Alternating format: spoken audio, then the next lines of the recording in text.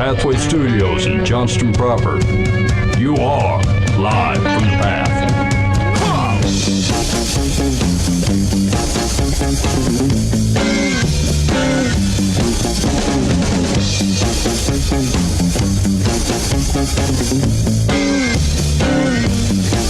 I am a working man, I get things done. Work for the Holy Ghost, work for the Son. I am a working man, oh yes I am. I am a special agent of the Lamb. Now I'm gonna Hey. It can't be this out of control. Firing it up. Start one. For some reason, I have this thought in my head that instead of holding people for ransom, you held them for Ted Danson. I can't shake it. Like, for some reason, Ted Danson is involved in every ransom. And I can't get it to disconnect in my head. And it just keeps playing over and over again. Your intrusive word association is the bane of all of our existences. Like you have to call him in Ted Danson's voice. He's like, I got your kid. It's not even remotely funny. Here's what I'm gonna tell you. I misnamed the show. I have to try to predict, because we broadcast on the YouTube, right? Live. And so I have to try to predict what the show's going to be about. And so I say, here's the name of the show. And then your first anecdote is about Ted Danson. And what a missed opportunity. I'm going to pee my pants. I can't tuck it in. I don't know what's wrong with me. All right, you're listening to Live from the Path. Thanks for hanging out. If you're Ted Danson, this is a hyper-specific show. If you're not, just give me like 30 seconds, okay? Go scratch your back or something. Ted. Do people need to go away to scratch their... Keep going. This is not for you. Anyway, Ted, we have an opportunity, like a connection type of thing. Like it's a multi-level marketing scheme kind of, but it has to do with the program. And so hit me up on the Live from the Path complaint line, 515-517-0085. You're going to have to call because otherwise I don't know it's actually you, Ted Danson, and I want to hear your voice. What the heck is going on? Anyway, that's for you, Ted. Oh, I didn't even see us up there. All right, you're listening to Live from the Path. Here's what we got going on. Here's what we got going on the program, probably, this evening. Unfortunately, most of this is centered around stuff that Mike wanted to talk about. This is going to be a rough show. This is some bad news. Okay, so see if I can get these right. Mike has a question, one on the story of the prodigal son. When the dad, the kid asks for his inheritance, and the dad gives it to him. And Mike's like, should we see that as descriptive, like this is just what happened in this situation, or is it prescriptive? Is this how we're supposed to? Should you help? Ultimately, it rolls up to should you help facilitate people doing something that is otherwise harmful to them, like letting this kid basically call his dad in the grave and then ask for his money. Yeah. Knowing he's going to run away with it and squander all of this inheritance. Yeah, with reckless living. Mm-hmm. Okay. Right. So that's a question. Second item. Mike has been. Mike's found himself in some situations that seem not just youth pastorish. Yeah, like my background is generally like hanging out with kids, teenagers, and couldn't tell. They don't even know who Ted Danson is. I don't know who that is. And so, but like a really close friend of mine, like one of their family members has been sick, and they're coming into end of life care. And so, like I said, hey, I'd like to come over and pray, with them and stuff. And so I have. I've been stopping by and on a pretty consistent basis doing it. And like, I don't know. It's not like I can represent Jesus just about anywhere. But like I have there's no formal training that like a youth pastorish guy would go through to be like, what normally happens here? Like I just kind of like prayed for the things that I prayed for and spent time with the family and prayed for them and then talked to them for a really long time. And I thought, man, I don't even know what's supposed to happen here, because you're not praying for, I'm used to be very much on offense, praying for God to intercede in a way. And especially when it starts coming to end of life stuff, like, are we praying to help it go faster? Or are we praying for no pain? Or, some of that stuff comes with pain and like it's a known thing. And so it would be almost half foolish to pray it away. It's kind of built into the design a little bit, you know? So anyway, it's just been an interesting to walk through it a little bit. It's not generally I wouldn't call it my area of expertise. You know, I think the heart of God is definitely available to do just about anything, but like it does help to have done a thing every once in a while, you know, to be able to speak to it. And I know that like Dan's probably done this way more. And so I don't know, it's just kind of interesting to walk through that stuff, to be pulled in an area where like God's presence and intercession is necessary, but like I'm not well versed in it. You know, I'm much better with a teenager in crisis or someone trying to make some life decisions or have someone who's got a rough home life. Like this is way more my area that I've been through quite a bit. But this other one is I don't know. It's been difficult. I wouldn't say difficult. I've been stretched. We'll put it that way. Sure. Yeah. All right. Let's talk. We'll talk about that one, and maybe for everybody else in the room, you can also think about either situations like that, or there are places where just wherever Jesus has led you. Can you think of a situation where you're like, boy, I'm not quite sure. This is my first time. I remember telling that story of praying to the house where there might have been a spook in it, like a poltergeist. Yeah. Right? Just like things like that. You're like, yeah.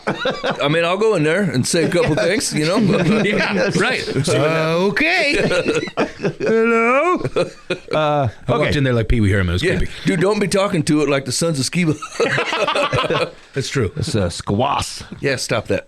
Okay. Also, Dan, someone has proposed to Dan to write a letter to a church, like, well, Dan, tell me if I'm getting it right, but basically write a letter like the Apostle Paul would. Yeah. Like in about 8 weeks, it's my daughter's birthday. Yep. And she said, I want you to write me a letter as if you're the Apostle Paul, and you write, like, say, First Timothy or something, or to a church. And wow, that's it's something she intends to keep around a while. Yeah. You know, Okay. yeah. Long after I'm gone, she can read. This is what First Danielle said. That's cool. Yeah. That is cool. It just really hit me like, holy cow. Yeah, I gotta letter really of think about this. I encouragement can't to just, like you know. continue on with what I've taught you. Yeah. And these are the kind of things that you might hit adversarially coming up, but like take heart and faith in the fact that like Yeah. the gospel that you've been spoken to, Like gospel big according to picture, what I know. spiritual. Yeah. Keep going. Yeah. That's cool. Do you feel... I'm pumped. I might do that too. Yeah. I feel like I won't it's, write it in. I would have a much easier time rebutting things that already exist than creating a thing. Like Mike, what's your holistic approach and encouragement to me or to a church body? And I'm like, I don't know. Well, That's a good one. Interestingly, that's where a lot of Paul's brothers are that. Yeah. Like when he goes to write, he's like, I've heard this thing's going on. Right. Like he's Yeah. combating Yeah, things let that me he's respond to heard. this. Right, yeah. So he has some Yeah. information. Exactly Yeah. right, yeah. I've been told that you have been following or hearing the teachings of this, or Yeah. this is the kind of thing that might have been lobbed against me, and I would respond in this way, and kind of thing, yeah. Okay. All right, we'll talk about that. Also, is it the question, like, maybe this is in the realm of how you think about, like, spiritual growth and stuff, but I'll tease this up for you, and then you guys can, as you guys are listening, think about it when we come back to the conversation. But, so in the life of David, he's got a military leader. His name is Joab, okay? And so, like, this guy is loyal to David, but he's also like super loyal to himself. He doesn't want the throne, but he does always want military power. And so he's constantly doing things that are like kind of for David, but counter to the way David would have done it. Like, and so like he's on record of having stabbed multiple military men where David's like, yes, I can work with this guy. And Right. like within the chapter, Joab has like stabbed him in the belly. Both Right. of these guys that I'm thinking of, as a matter of fact. And David's son Absalom like staged a coup against him to get David off the throne. Yep. And when David went back and said, "Hey, we're gonna take our throne. We're gonna get back in there. But when you capture my son Absalom, you know, have no harm be taken to him." Yeah. And like, Joab killed the guy. He made sure he was dead. Yeah. Well, he put 10 guys on it so you couldn't finger him specifically, but like generally speaking, right? Yeah. Wrong. And so the spiritual question is like, do you have a Joab in your life? Do you have a thing which is like, you keep it around, you know it's hard, it's bad for you. You know it's harming you, it doesn't like represent you to the world correctly, it doesn't allow you to pursue Jesus in the way that you know you should, walk and faithfully in the ways you should, but you keep it around because in some ways it actually is still providing something for you that you don't want to give up. Because ultimately, the actions that Joab takes are beneficial to David. Yeah, right. And he does not take action. He leaves it to Solomon. On his deathbed, he goes, Solomon, you need to punish Joab. Yeah. He did. There's a couple of guys where he just waits till he's dead, and he says, "But who does that? Who goes like, all right, I let this thing fester and taint my whole existence up until this point, and now my son can deal with it." It kind of sucks. It's a sucky thing to do, but it just makes me think like, are there things in your life where like it's a Joab? You're like, I should get rid of this, but there's something about it that still serves you that you're not willing to let go of. Okay, got it. You just see if you can think of one. Mike said he had 5. Oh yeah, yeah. So, they came rapid fire. Yeah, Hate to be your son. yeah. I'm happy for you. Okay, all right, and then we'll do some advice on Dear Life from the Path. Also, Casson is in studio this evening. Casson, thanks for joining us here on Live from the Path. Yeah, I'm happy to be here. Okay, he's happy to be here. He's not taking in the show. He said, I've not seen the program. So he's proven a track record of prudence. Yeah. Yes, this is what I'm saying. He's like you guys, all of you that are going to take in the first few minutes because you're like, Casson's on. I'm going to check it out. I wish I wouldn't have started with that Ted Danson thing. Yeah. It grabbed a hold of me, Ben. No. I couldn't shut it down. That's number 6 is what it is. Ted Danson's my Joab. Number 6. We should make that a hashtag. Do whatever we can to make that a thing. That should be a T-shirt or a hat. Wait. Ted Danson is my I Joab. don't think we need to popularize that at all. Popularized on Live for the Path. Ted Danson is my Joab. Okay, I am going to change the name of the show though, like for sure. Yes, of course, yeah. Before the podcast release. You can't miss out on a tagline like that. That just grabs a person. Okay, all right. So let's talk about first, Mike. Let's talk about this this bedside manner, the situation of which you are beyond the normal measures of youth pastoring. Yeah. So, like, obviously, like, youth pastor has its own, it has its own set of connotations and the way that it operates. It's usually pretty not formal, right? Like, it has to do with, like, normally when I would give advice to people, this goes for anybody that spends time working with youth, but, like, it's going to take years for you to become unoffendable and able to talk to kids in a way that you're not talking down to them. If you can do those two things, you will grab their attention because no one treats them that way. And so, like, you can't be easily offended, and you got to be able to be interrupted, and it's not a big deal, and it doesn't hurt your ego. And then you have to figure out how to not put on your grandpa storytelling hat and talk down to kids. You just need to talk to them at their level and straightforward and be honest with them. And so, like, this has served me pretty well. Like, God has put me in a place where, like, I think he's gifted me to be in, and so, like, it's always gone really well. But I've never done like big pastor things. I don't give sermons.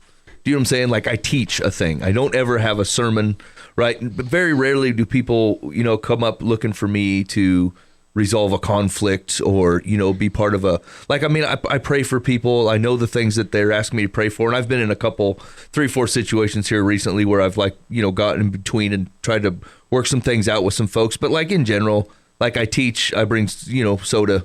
And then we say, look, here's a place you will always be loved. And that's basically my gig.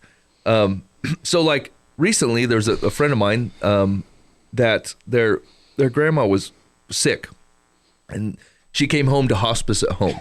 And I thought, man, I should go over there and pray with her. And I'm like, this is a job for a real pastor. You know what I'm saying? Like, this is not Mike a thing to do, but I'm like, I love these people. And I do want to go over there and pray for them. So, like, I'll go. I'll just go over there. And so I did. And I went over and I thought, I'm going to pray for her, but I don't know what to ask God for, really. Like, because it's not a show, because I'm not a skilled hospice pastor. I don't have, like, a set of things that I would say. And so I thought, in this exact situation, what am I really asking for here?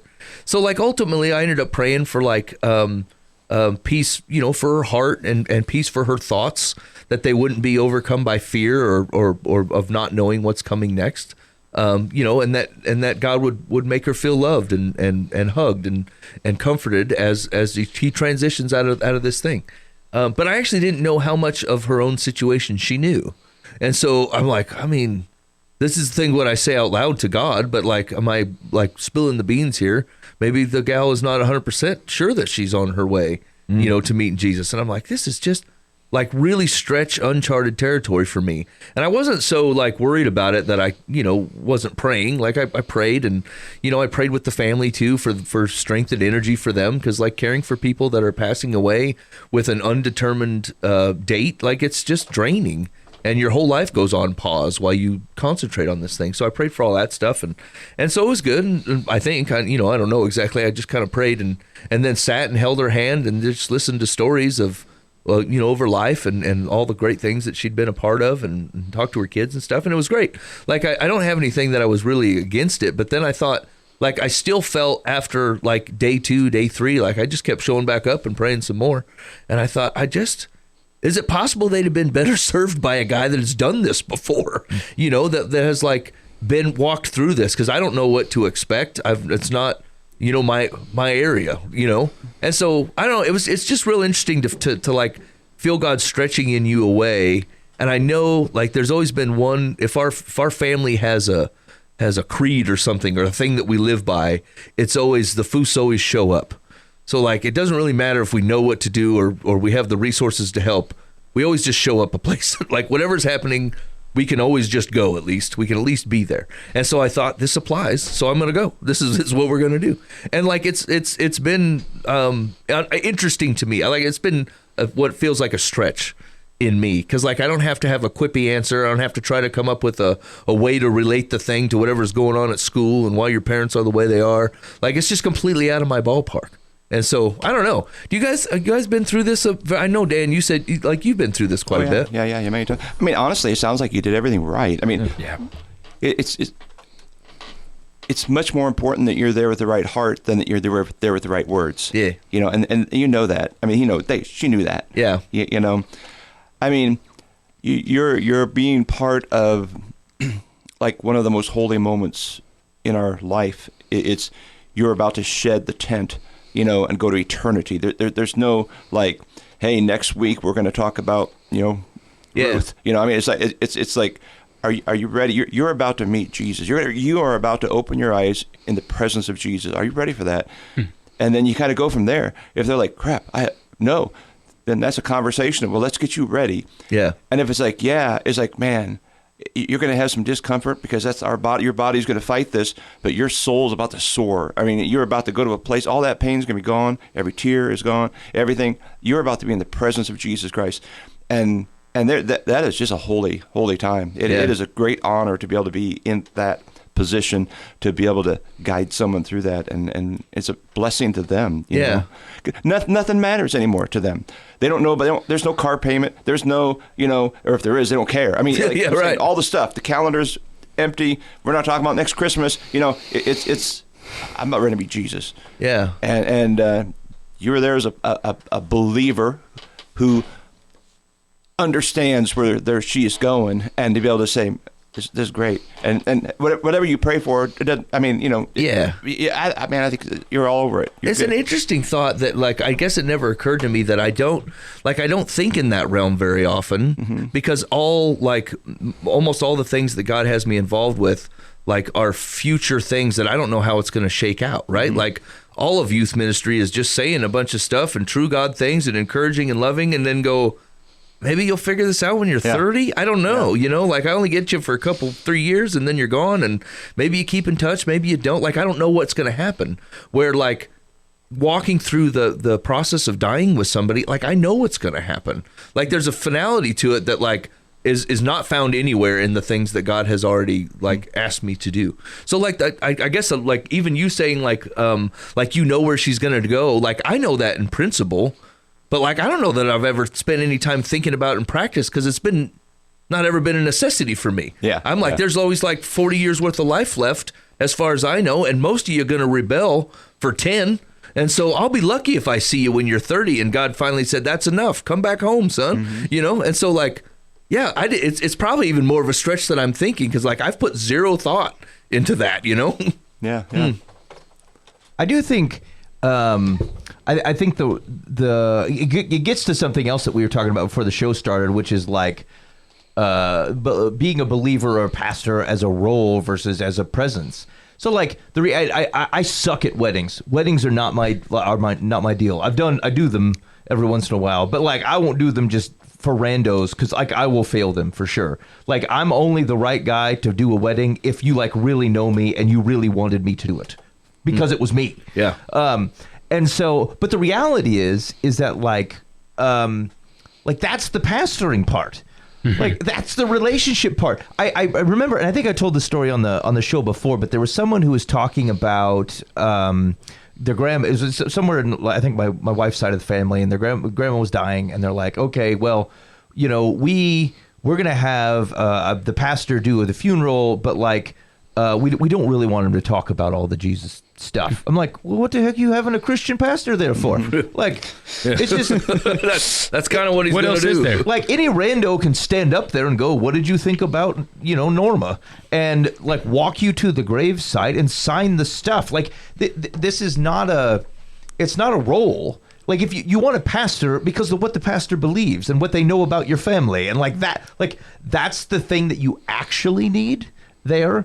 And so, like, I actually feel no responsibility of being good at a role of people's perception. Like, either I'm the right guy because those two things are true, or I'm not the right guy and I don't care about that. But in your example, Mike, like, you're exactly the right guy. And actually, even what's unique to this particular situation, you're even a better guy than I am. Because of your relationship I've with always the thought this. We have to. We're on the same page here. Excellent. So like in fact, this is true in our house church, and whatever, it's a small church, so like it's not crazy, but like I'm generally the second person people call. There's almost always someone that they're just like close friends with or something like that too, and so there are other people who love Jesus. They will call each other, and like they'll call me, like I'll get it, but like I'm not, they don't go, oh, we need the role guy. Yeah. Like they reach to their close relationships and people who love them and love Jesus, and like that's who matters in those types of situations. And so it does end up getting into some awkward situations though, because like depending on that thing where you're close to them and you love Jesus, they'll be like, I don't know, I called you. There's something going on around here. Like, can you help? And you're like, I don't know. Because there's not a training for it. There's not a training on how to do the funeral. There's not a training on how to do. But like, I look around the room, like you guys are doing these things anyway. You're marrying people. We're burying people. Like you're showing up at bedsides. You're like handling terrible tragedies and sitting with people on the couches. Like that's the nature of loving and serving people. And like the role itself, in some ways, is almost a distraction, or also makes it feel like there's like an official way of going about it. It just isn't how the church is set up, really. Yeah. It's how we do it from a Western church. Actually, Eastern church does it too. But like, it's not how the New Testament thought about these people. And so, if you can go forth boldly, it's just you're going to end up some weird spots. Yeah. I think that comes true. Like everyone in this room has been the first time you got called when there was a car accident. You know, or the first time you got called and a family's, you know, house burned down, you know, and they're like there's always a phrase that sticks with me is people don't start talking about spiritual things unless the Spirit is moving within them. And like, I think I believe that. I haven't vetted that all the way through Scripture, every last nut and bolt, right? But generally, if they're willing to talk about God things, or they're you know, willing to talk about whatever God's existence, like, it generally means that the Holy Spirit is bringing that to their attention, because most people who are running away from God will go as far as they can to not talk about those things. And so, like, when a tragedy happens, or when you realize all the things that you thought was going to protect you or hold value in your life had failed you, like it didn't stop any of those things from happening. But the truth is, God didn't either. Now you're asking, how does this make sense? And now you're swimming in waters where, like, you have to believe that God is good. If you don't believe he's good, then nothing that the pastor man's going to say actually matters, right? Like if you believe God's good and his intentions are always good and he can do nothing but good, then the thing that he allowed has to have a purpose of some kind. It doesn't have to have a huge devastating meaning. It could just be that it's part of a consequence of a fallen world, right? Which almost feels like a cheap answer sometimes, but like it's honestly the truth. We make choices and the other people make choices, and somewhere on the way, God's got to allow those choices to take root and do their things. And some things he's going to step in on and some things that he's not. But whether he steps in or doesn't step in, he is still good. Yeah. And if you don't believe that he's good in the first place, then you'll find no solace in any of those answers. Yeah. And it reminds me, I like that story I told in the show, a couple episodes ago, where like someone had tried to was unsuccessful in harming themselves. and I went to visit, and like I did not know what to say. Yeah. I'm sure there are people who like, I understand the mind of a man who does this, and here are some things that are comforting to them, and I've done it 10, 15 times, and you're like, shouldn't someone call that guy who knows all the things? But it didn't have anything to do with that. I love this man, and I knew enough to go there and sit there, and I also knew enough to look at him and go, I don't know what to say in a situation like this. You know, Yeah. I'm here with you. Yeah. And we prayed, and we just, you know, saying like similar. Actually, you handled yourself better than I did in that situation. And so I just think I made this conversation in some ways embolden some of you. Like, you're not the right person because you did a bunch of training. You're not the right person always because like of all the experiences you've had. I would say the first two qualifications are, do you love and trust Jesus, and do you love the people that you're going to go serve? And like, that's a start anywhere else. Where people need something more professional, they'll find it. Like, it'll get there. But like, you will do no harm in coming and like providing presents. E and CE, the CE one, not like gifts. Like, I got you some potpourri and a toy soldier. But anyway, like, it will provide. Dude, why are you only giving 1935 gifts? I got called in late, so all I had at my disposal. Anyway, it's what he had in his workshop. I got you some wax seals. All right, fine. A whoopee cushion and some mulled wine. Hello, child. I brought you a toboggan. Pray for snow. Anyway, I think it's okay. And I like, whatever. There will always be time and always be other people who will do the more professional things. Mm-hmm. I think your presence is great.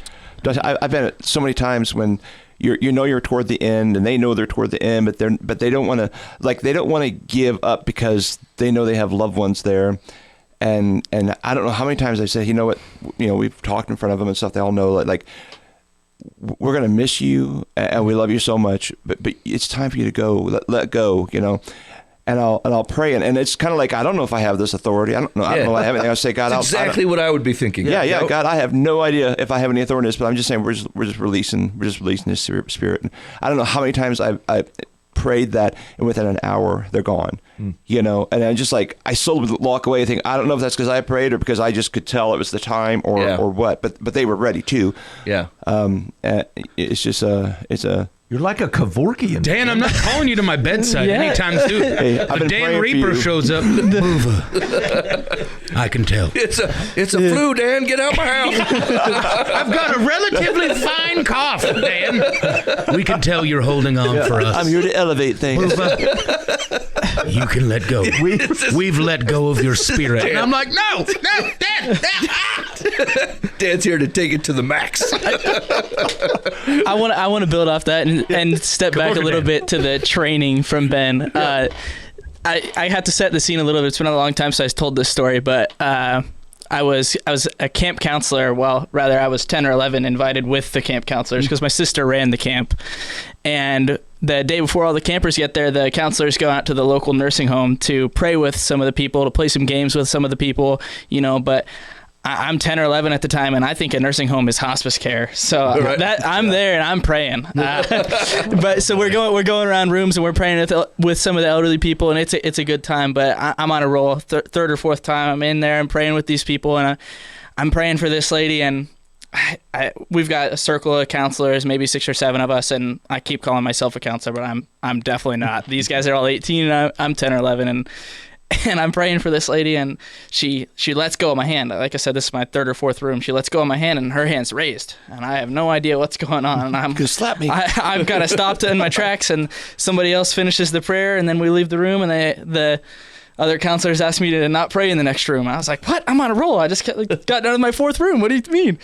And anyway, so the counselors told me later that I was about to get slapped because I had prayed for the 3rd or 4th time that God be with them in their final moments. In the nursing home, these guys are just there playing chess or checkers, living out their last, they got 10 years left, and I think they're all going out. I'm there praying them their last moments. Lord, if retired 5 years ago, son. If it's their time, take them. Dan Reaper, that's what I'm praying about. I saw their supper. It can't last long. Yeah, there's no way they're being nourished in here. So, Lord, take Walter. He's finished here. if you're ready to take, I don't know the sweet old lady's name, but man, she was about to slap me. Oh, that's so. awesome. Oh my gosh, that's fantastic. It would have been twice the story, to be honest with you, if she did succeed in slapping I you. wish she had. I wish she Would've had. been That would so have been, good. it would have been a better story for sure. That's but fantastic. Take them, Lord. That's what Take I was me praying where? for. I thought hospice care and nursing homes were the same. grandchildren to see. And I just wanted to do the Lord's work. So. Oh, when you're 10, I'm on anybody over fire. 30 is like old, you know. I mean, that's fair. That's wild to bring a 10 or 11-year-old into that situation with no instruction. That's what I said. He said no training, and I had to tell that story. That seems There was wild. no training. But hey, And as within the first couple of rooms, I feel like I'd go, hey, Casson, this is a nursing home. Come here, buddy. They're not like on the way out. No, They're they like were. a few I was pretty exits sure. down the road from actually I was- getting off the interstate, I was friend. pretty sure they were on That's their way out. amazing. I'm guessing some of those are gone now. You're the oldest person I've ever met. You have to be on your way out. You're on Like, your way out for sure. But yeah, Didn't you just get into like elementary school? What are you doing? You know, okay, so what's interesting about that is that, like, if you think, so like training is one thing, like, Setting someone up for any level of success. Throwing them in the deep end. There you go. it's almost, so like, here's the thing is, and this is one of the risks, is that when you're not a person who does it very often, you sometimes feel like you have the burden of acting like you know what to go totally. do. You know what I'm saying? And so, like, that's actually the thing I would tell you not to do. Like, don't, Yeah. if you don't know what, like, don't, just know what, here's what you know. People around you are hurting. This person is in rough shape and needs peace and Yeah, calm. right. And, like, there's probably decisions to be made. Like, you know what I'm saying? Like, there's things you can pray in with every confidence. That, like, it was like thinking of the time when I went to see that friend of mine, is that, like, I don't know. I probably could have said some destructive things because I literally don't know. Like, it's Yeah. not my thing to go. You can "Here's hurt all-" people, yeah. Yes, you can. Oh, totally. So, like, in some ways, like, you being around and available and caring and even just sitting there going, well, I mean, how are you feeling? It's weird. like, fine. Like, these are fine. You don't have to posture above what you have with the experiences you have. Sure, like, yeah.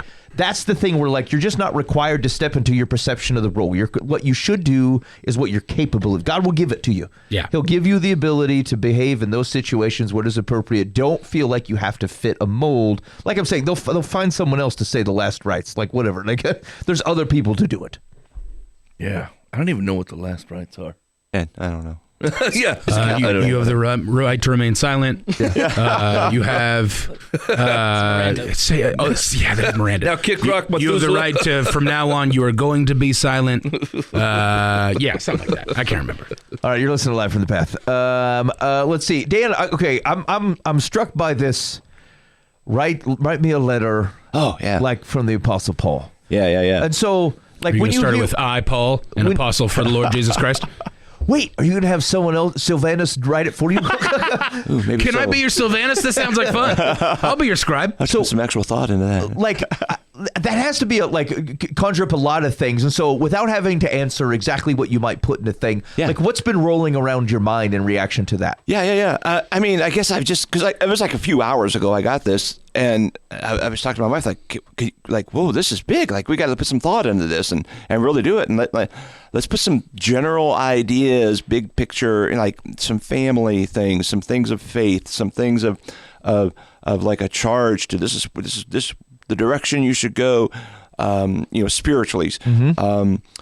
And some warnings about things that are to come, in the next stages of life, and that's just kind of generically where I've been. But I want it to be a substantial, helpful advice that if I'm gone 20 years later, she can read that and go, "Man, this is my dad giving me something here." Yeah. And so I'm setting myself up maybe for a huge failure, but I'll be gone. It won't matter, right? I'll walk you through it, Dan. Yeah. Dan, it's Hey, okay to come let over, go. Come over and pray for me. I'll get down. There's like 2 inches of letter left, and I'll just rattle off a bunch of stuff.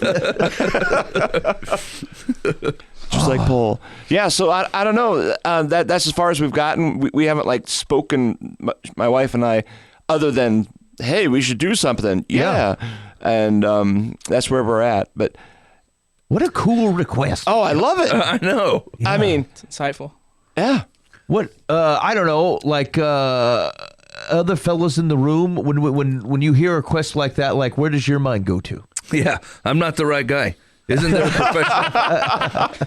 Where's the guy? He's going to get confused in the first chapter. Yeah, where's the role guy? I mean, if you follow like Paul, like I always pray for you, which is true. Yes, and right. I can say, here's some stuff I prayed for you for my whole life. You know? yeah. Yeah, right. And that here's some personal things you've beginning, done I'm that so brought me freaking joy. proud of you. Yeah. Like in being your instructor and your teacher. In hearing These of your faith in these things. Exactly. Like I'm emboldened in my faith because of what I'm hearing about you. Yeah. And like it's interesting because like I take it two different ways because I think of like if I'm writing Style of Paul, I'm thinking I've got time left with them, and so this is my next iteration of that. Yeah. But then there's like flat out like 2 Peter style of like I'm not seeing you again. Like this is my last thing, and pour it out like a drink offer. Right. Like I would hope that you would take the example that I've tried to set you. This is the kind of thing that I think you should carry. Like that's wild. That's a really cool request.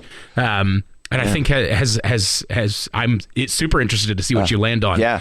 Well, now I need to do 2 because I have $2 that both birthdays are in January. I'm like, well, I can't do one and not the other. Yeah. And that'd be wild if you gave one the toy soldier and then the other one gets the Pauline letter. Hope you like the toy soldier. Danielle got a letter. I got a toboggan. My sister got an epistle and I got a toothpaste. This seems odd. That's interesting. I think that.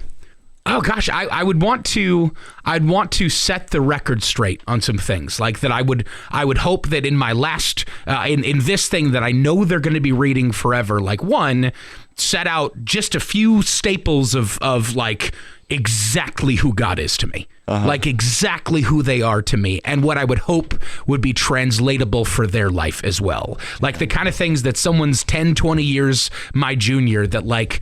I would hope that I could help them walk through. In my absence, they've got this. And like there's certain things that I'd just be like, if I'm not there to help them walk through this, I want them to know this truth.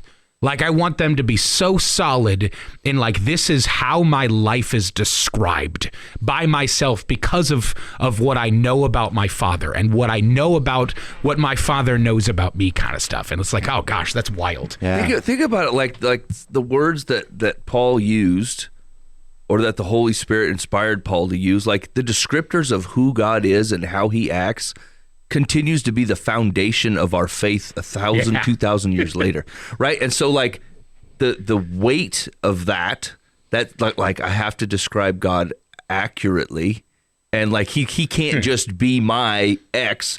He has to be everybody's ex, and like this has to be his character all the time because he doesn't change. And so, like just the thought that like when Paul was writing his letters and Peter was writing his and John, that you're like the things that you're saying can't just be how you feel right now. They have to be they have to be forever true of this is God's character, because the way that we follow Jesus today is based on the way they described him as a great high priest. And you're like, I never would have thought about it as him as being a great high priest, and here's all the reasons, and it makes sense.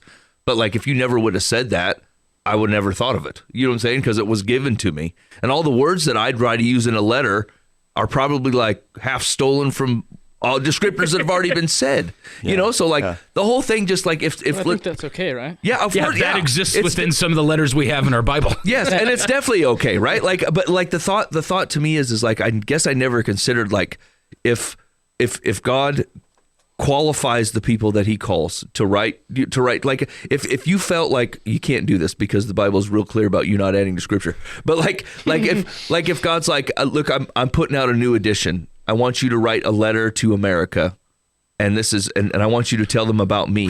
And you're like, I don't even know where to start. I don't even know where to start. I don't know where to stop. Once I start, I don't know where to stop. And like, am I describing you accurately, or am I describing you accurately as a 43-year-old man that has had X experience, that like doesn't, the whole thing just feels very daunting to me. You know? As you're speaking, I'm thinking I'm going to have to fast before this, Oh, totally. I want it to be, not just I wrote a few words.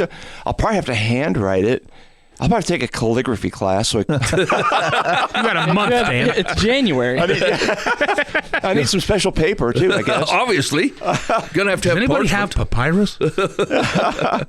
What a cool thing! Actually, what a great if like the request comes like first of all, from your daughter, which is awesome, right? And then the second thought is like, what a thing to walk through just this week. Like, as you go home tonight and you get up in the morning and pray, like, fellas, you're like, what if this was the thing that God had been asking of you?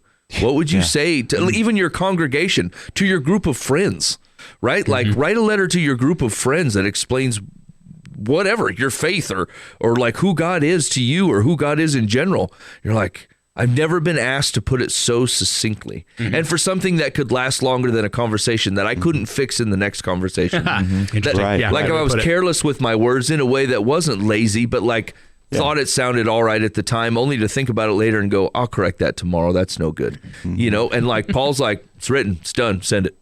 Yeah, there's a finality to that. Yeah. Interesting. That's super. That's cool. Because you figure, I mean, 20 years after I'm gone, those words might be elevated some, so they've got to be good. I mean, I don't mean like grammatically. I mean, like they've got to be true. Yes, they've got to be. They got to represent. Yeah, they have to. They have to stand the test of time. Yeah, time doesn't get to change. Imagine 20 years from now, your grandchildren are reading that. Holy cow! Great grandchildren get to read the letter from great grandpa Dan. Yeah, and they have to be like, now I have to explain Dan in historical context. In his day, you got to take in and understand what he meant by weaker vessel. Okay, like his it didn't. It's a type of pottery, and yeah. Actually, I think I'm gonna be praying on that for you, Dan. Like that's such a huge thing. I wonder if there's any, as many times I've heard you mention this, Mike, I wonder if there's any guidance in Scripture on how to go about something like this for a reader, for us. Not to necessarily rewrite as someone else, but if we were to deliver that message. I wonder if there's not guidance that exists. It's already been spoken on. That's how you usually phrase it, Mike. Yeah. And I wonder if that doesn't appear somewhere that we can't think of right now. That's a good question. Like specifically how to talk to someone and encourage them, and I think it's deeper than that. I don't think it's right. Yeah, I guess I'm trying to flesh out the letter. But, right. But just how to, I guess how to write to another people, to a new people, to a different people that you haven't encountered or that you've only heard of. I mean, isn't that like the whole book of Psalms? David just writing down your words his of life. Stream of conscience of whining. Well, besides that, Mike, that literally is just your taking in any level of poetry. I hate poetry. Lord, It's so weird to me. You do worship. Dude, here's the thing. Them hospice pastors be ripping out Psalms left and right, and I'm like, blech. Just sing it, and you'll feel better about it. It's weird. Okay, that did happen to me where someone was dying, someone's sister was dying, and they're like, hey, read Psalm 65. Yeah, they're like, which psalm should I share with them? I'm like, oh no, oh no. crush the skull. 139. You want like a very intricate rendering of a psalm that I can read and then explain to you, I'm your man. Like random psalm in my back pocket that I use situationally. Gosh, great. I am not your man. I mean, Psalm hysterical. 23. I guess you worked. Anyhow. She eliminated that one at the front. She's like, I know Psalm 23. Which else was? I'm like, deep cuts. Dang it. She knows. Psalm 51. Okay, I'll be honest with you. When I was thinking about this letter, like if I were to write a letter like Paul would, I couldn't land on anything serious. They were all like things Paul might say to his children, like, do not give your belt to Agabus. And if you want to use an optometrist, use a man named Judas. He's pretty good. And Theophilus is not a real man. Yeah. John Mark has come back to me, and he's not as useless as he used to be. You do not need a ladder to get out of your second story. I find baskets are helpful. Also, include in your letter how to write letters to other people, because I didn't get a chance to touch on this yet. It doesn't matter how many times you throw paper, stone still hurts. I always survived, but it still hurt every time. Paul's letter to his kids is funny. Ben is now going to ask AI to write another Pauline-style letter for you. I know it feels like you really want to go to Rome. I'm just saying it may not be what you think. Yeah. Sometimes you want to go to Spain, and God's like, no. Yeah, it was your idea to go to Asia, never his. Turn around. You got to be in the Bible to get half them jokes. Maju looks good in the pamphlet. For the last time, I'm not Zeus. Yeah. And if you could just use the word complementarian. it would eliminate a lot of things. Be more direct in your communication about ladies. Like if a woman just needs to be quiet because she's a chatterbox, you should just say that. Say the last part. And to be honest with you, I just don't like long hair. I phrased it weird. It gets natted. It's a mess, really. You should have seen the headdresses in my day. And tell your mom, I didn't mean that I thought it was better if I never had a woman. I just didn't. I was young. I was just saying I could get a lot more done. Without someone anyway. Of course, we turned this into, what are some sarcastic phrases you think Paul might say in a letter? Yeah. And don't ever buy a tent from Agrippa. Stay away from coppersmiths entirely. Aquila. Crap. The joke was Aquila. Yeah. I chose the wrong guy. Yeah. And all right. You're listening to Life from the Path. And I never followed Apollos. Just to be clear. I follow Paul. I follow Peter. I follow Apollos. No one followed Apollos. Yeah. In fact, he doesn't even dunk. Apollos doth can't ball. Make thine own tent, Apollos. Who fed you in prison? Nobody. Dude, I bet Paul was a rough dude. You know what I'm saying? Like, he writes these real nice letters, and he's like, I can't believe I let Apollos off that easy. Yeah. Ship that one. Yeah. Holy Spirit. Can't even read chapter 5, Sylvanus. All right, you're listening to Life from the Path. I don't know. This is fun. We should all pray for Dan in this epic talk. I mean, you're in a real pickle, Dan. I know. This is a real epic situation you're in. Dude, you're going to have it leather bound. Yeah. For sure. That's what I was trying to say. Like, how do I do this? I mean, calf skin. I'll get some. Maybe I'll get a stone I tablet. just don't like you saying the word calf skin. I'll get some calf skin. Like a human cat? Hey, why did they start making like notebooks? A human calf? There's a whole section of journals. I was in the Barnes and Noble. Moleskin. And it was moleskin. I'm like, yeah. When did we decide moleskin was like the hippest way to cover Gets a them paper? out of the yard. I mean, really? What? Do you know how many moles you probably got to collect to cover one skin? To cover one skin. Okay, this is going to sound crass, but those bastards are pernicious. I have moles. And I don't care about this. Murder them. Make more moleskin. I generally am like, whatever, all these animals probably lived on this amount of land I have before I did. I try to live at peace with them. Except for the moles. These, okay, I mean, I think there's 3 of them, and they can cover about 7 acres. Oh man! I think at first I thought there's 600 moles here. I don't think that's what's going on. I think there's 3, and I bought this liquid smoke from the old hardware store, and it's poison. It's basically poison smoke. You fire it up like a dynamite, you toss it in the hole, and you wait till you just gas them out. And like you're supposed to, see all the smoke come up in all the holes these fellows have dug in the yard. I bought 10 of them. I bought 10 of them. I'm going to do some murdering. I bought the equivalent of Agent Orange against these moles. I'm going to have 18 journals when this is done. My dearest moles. Here's what He I'm really telling wants you. a free journal. That's a lot of work for a free journal. I smoked these fellas out all over the place. I mean, I walked all the places. I found the holes. I dug them in 2 sideways. I took them out. Okay. The next day, I go out into the backyard because, like, when these things burn down, they burn most of the way down, and then it just like leaves a little bit. Mm-hmm. This turd had kicked it back out of the hole. Not only did he survive the gas, What a gas mask. but he came, saw the remnants of the death candle, and dug it and kicked it back out of his place like he was irritated. Dude, the freaking moles are terrible. Sons of Belial. Sons of Belial. I played Fortunate Son in everything. I've had a mole problem, and like I got my father-in-law involved, and like there's father-in-law there's no guy that hates moles more than a guy that successfully beat him at his own property. And when they find out they're terrorizing someone else's property, like he straps on an ammo belt and he's over. He's the Punisher. Dude, he's setting, and he's retired too, so he's setting traps at like 10 in the morning. He's like, I'm gonna come back check check them at 2, and then you need to check them tomorrow at 3:30. And I'm like, oh, man, my schedule is not this loose. And he's like, 3:30. I'm like, all right, check You 'em. want these moles gone? You'll be there at 15:30 sharp. And then I moved it kind of mow, and so I avoided the mole trails for a couple times. Then finally, I'm like, I'm moving them. Then I mowed it, and then I put it back. And he's like, who put these mole traps back? I'm like, dang it. He's like, they'll never. The firing pin's not. And he's like, I'm going to do some modifications. So then he starts modifying the traps, and like we caught a couple of them, but they're still tearing my place terrible. They're terrible. All right. This Hey, conversation took a turn. if you have mole problems, hit us up on the Live from the Path complaint line. I just want I want to sympathize with you. I want moles, no mo. Yeah. No moles. 515-517-0085. Call or text.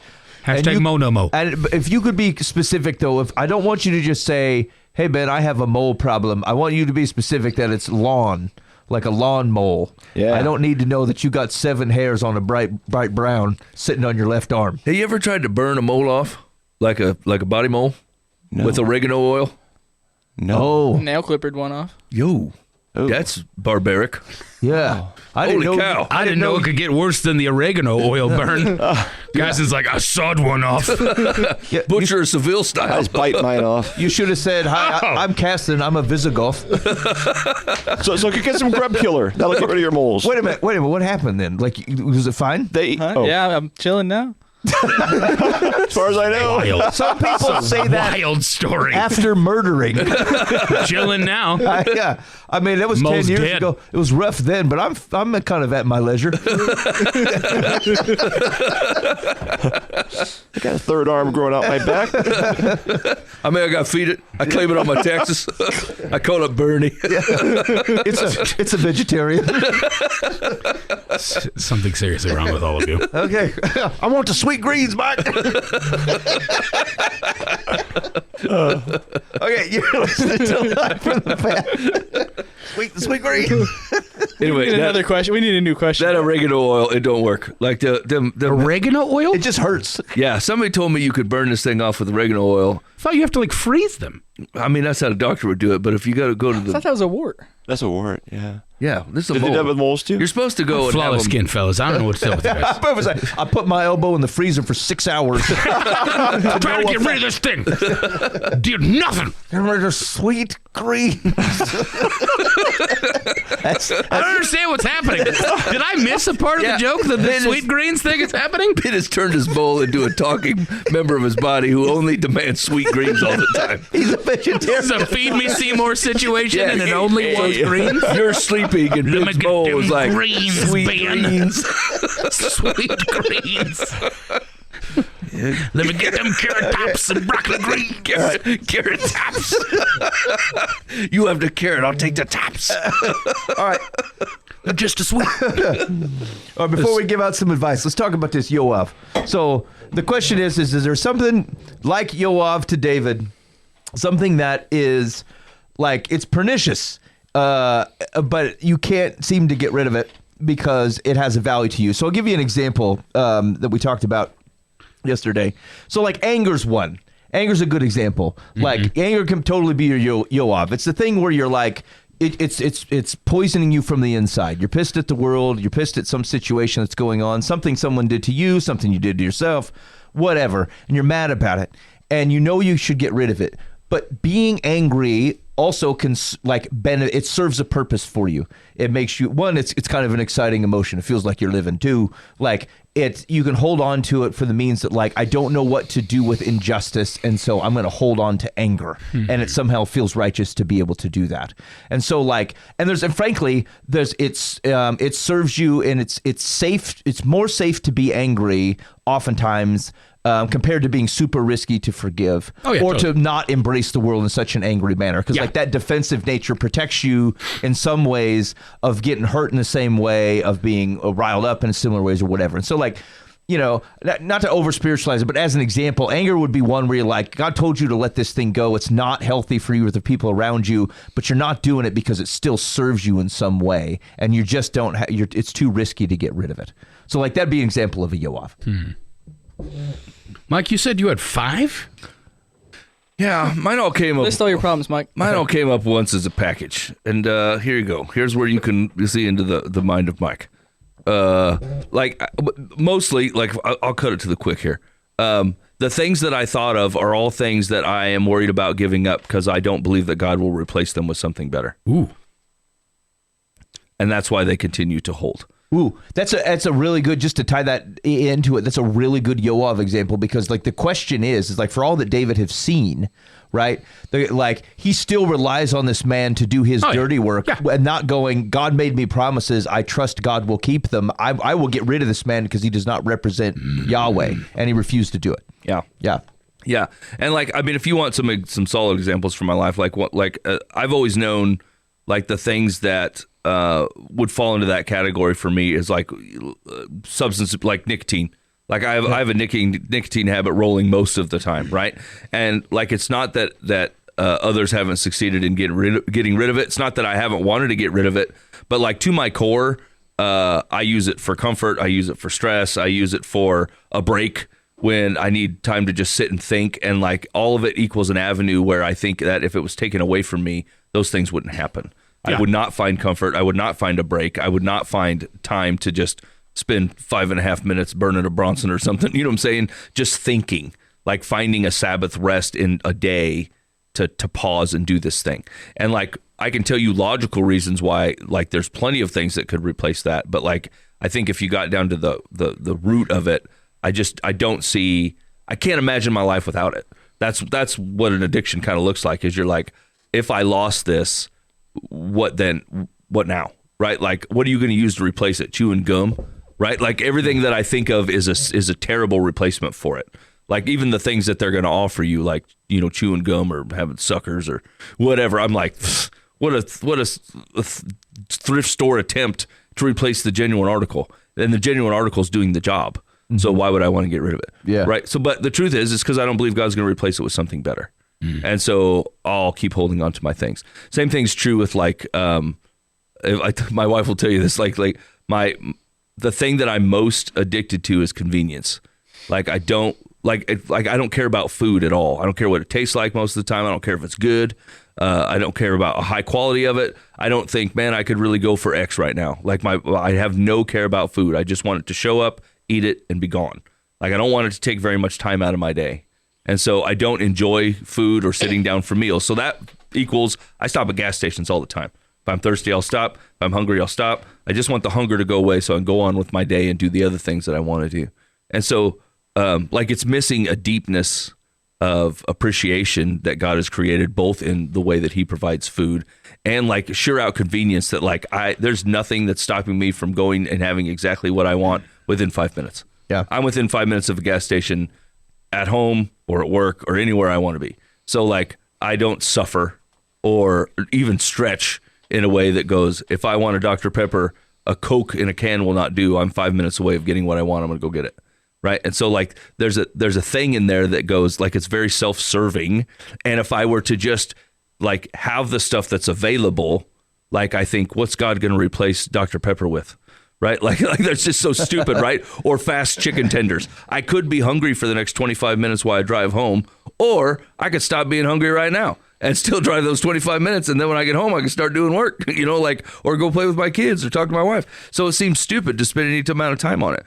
But like, there's a thing where God's like, look, I didn't create, if there's the thing about God's character that is increasingly true to me is like, he doesn't do efficient. He doesn't think that way. Humans think that way.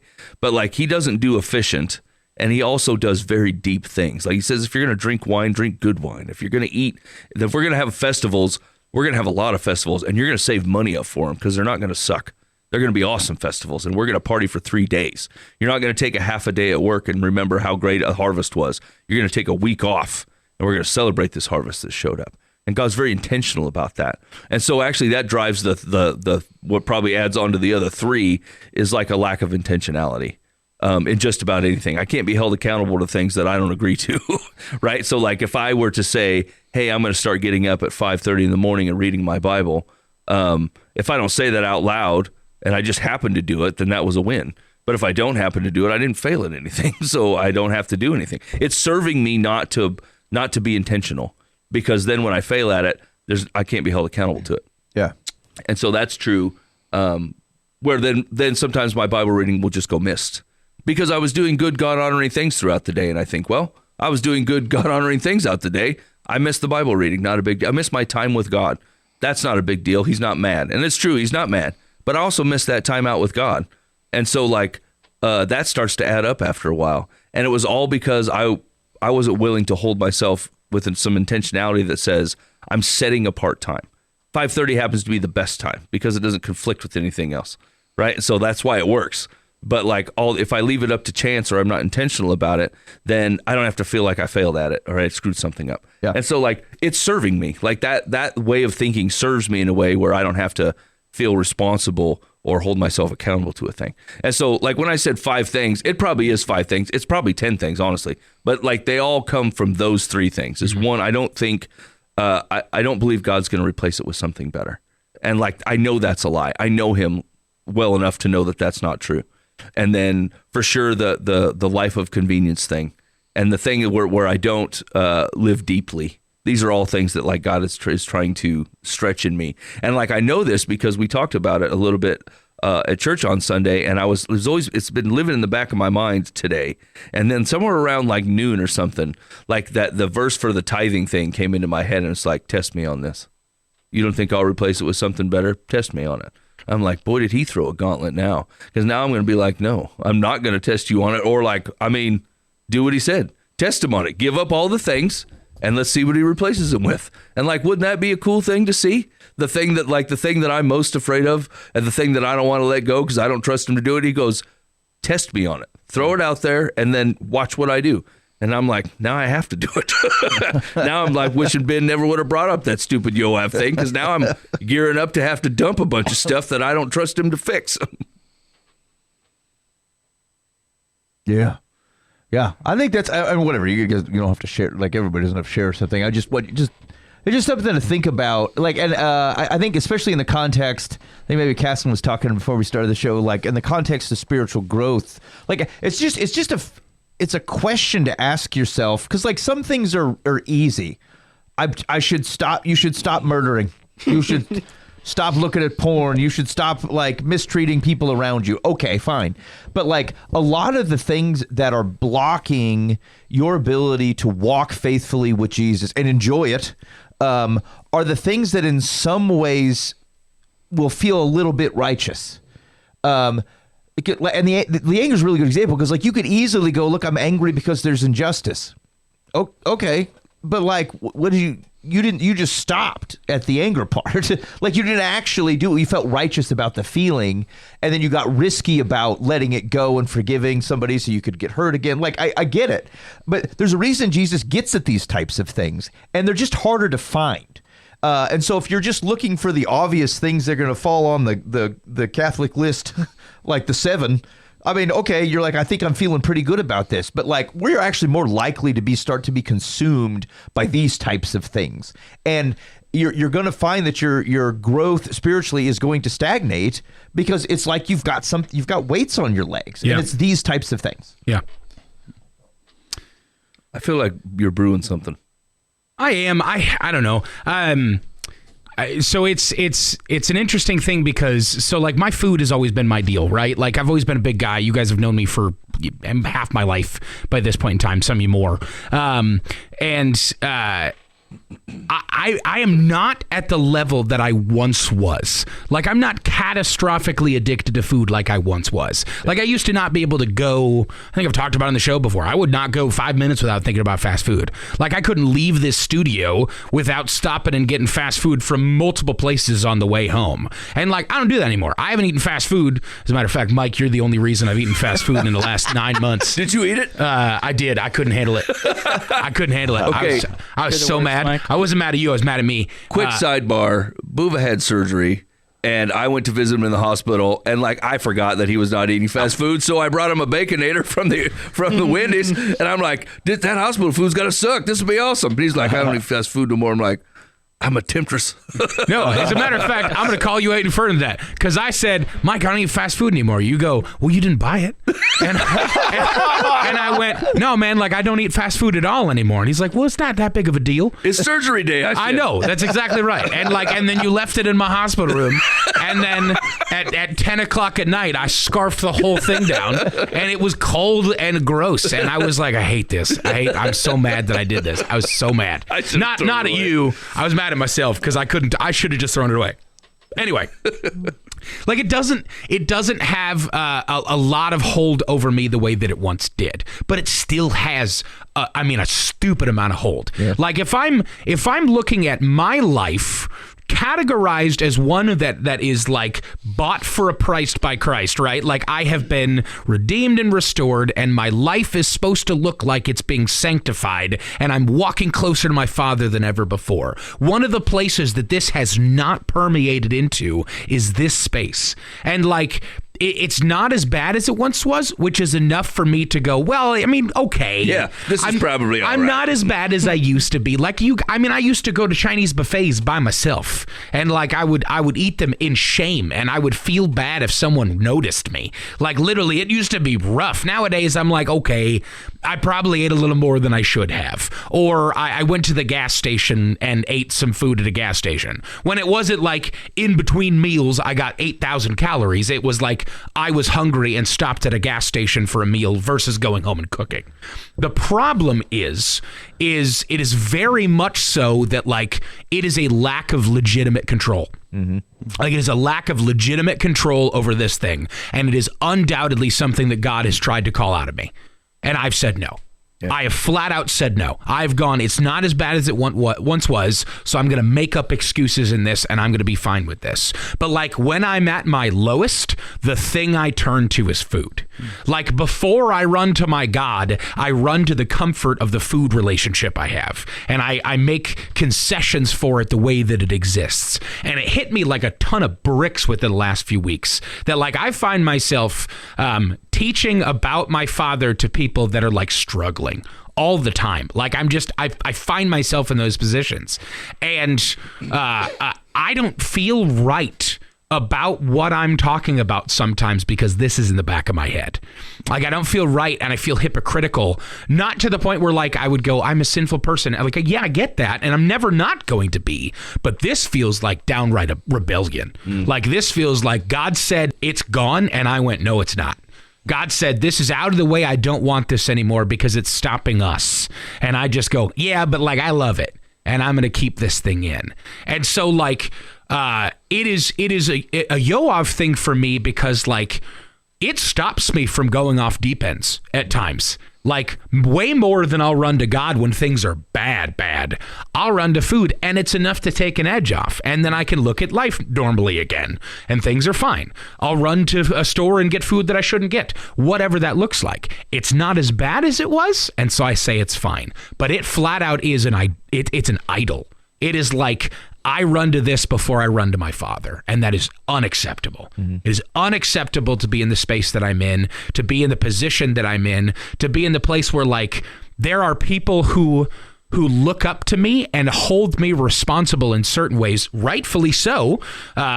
There's a communal failure in my like hitting rock bottom again. Like there are people that I'm responsible for now. And it's a problem. And so I don't know. I think I was reading 1 Peter like last week or the week before, and there was something, and I can't remember the specific scripture. I'll try and figure it out. But like there was something in it that goes like, if I'm literally supposed to be living like a living stone of the temple that makes up God's house, and like I'm supposed to look this way and transformed by his Spirit and what he's done for me, and I'm supposed to no longer look like I used to. This sure still looks like old Buva. Like this sure still looks like what I looked like 10 years ago. And like I may not be 270 pounds heavier like I once was, but someone could very easily look at me and go, that guy's the one who says that he's following Christ. Like he has no control over this. It's a 400-pound man that obviously has no control over this. And they'd be right. They would flat out be right. I would go, yeah, that's true. That's a true statement. Still got me. Still got me. I got no control here. I got no legitimate semblance of control, and this is something that I'm being flat out disobedient about, and it is incredibly problematic. Yeah, I like the run of it is to go. Are the things where you're like, God, I'm going to solve this my way. The feeling that whatever the feeling that I have, and like.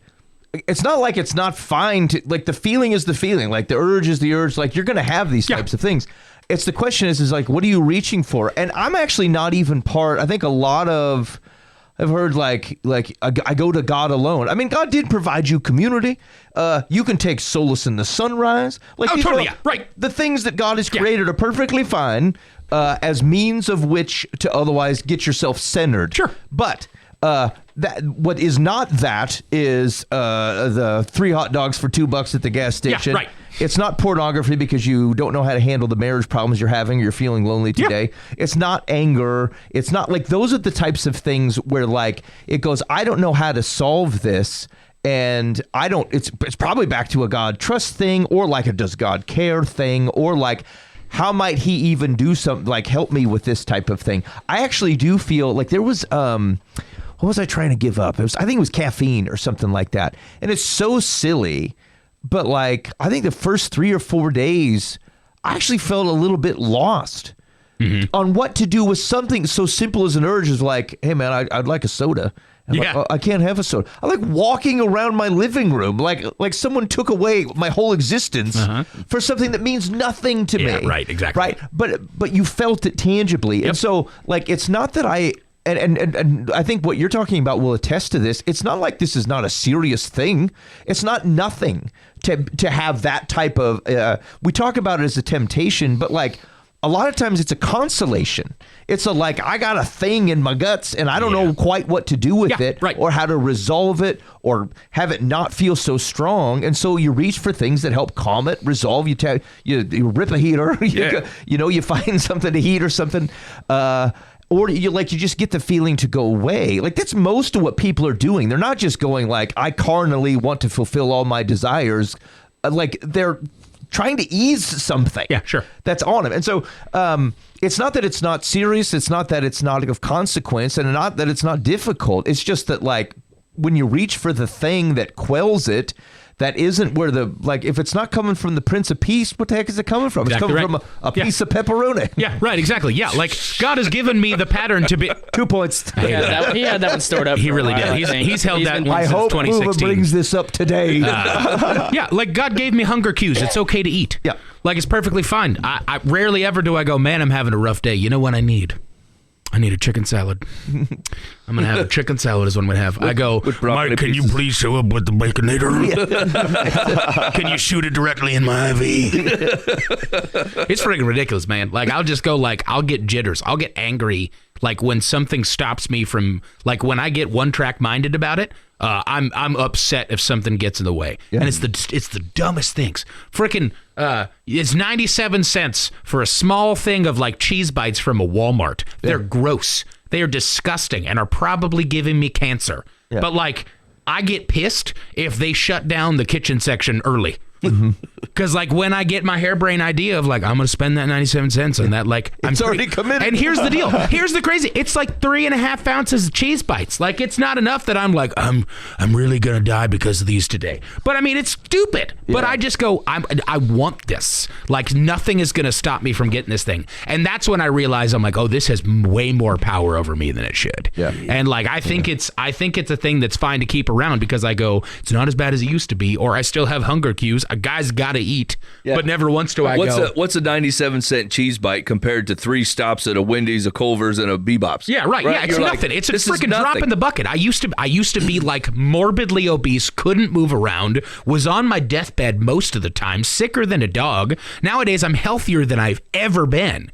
But it's still not, it's a half measure. Yeah. It's like I went and did, this is what Buva can pull off. I've not once went, God, I want you to own this. Okay. I want you to own this and take it from me. Okay, that's a super relevant from a Joab perspective because like when Joab, the first time he stabs the dude in the belly, David's trying to find a way to wreck it to allow him to be king over both north and south. He's the king of the south.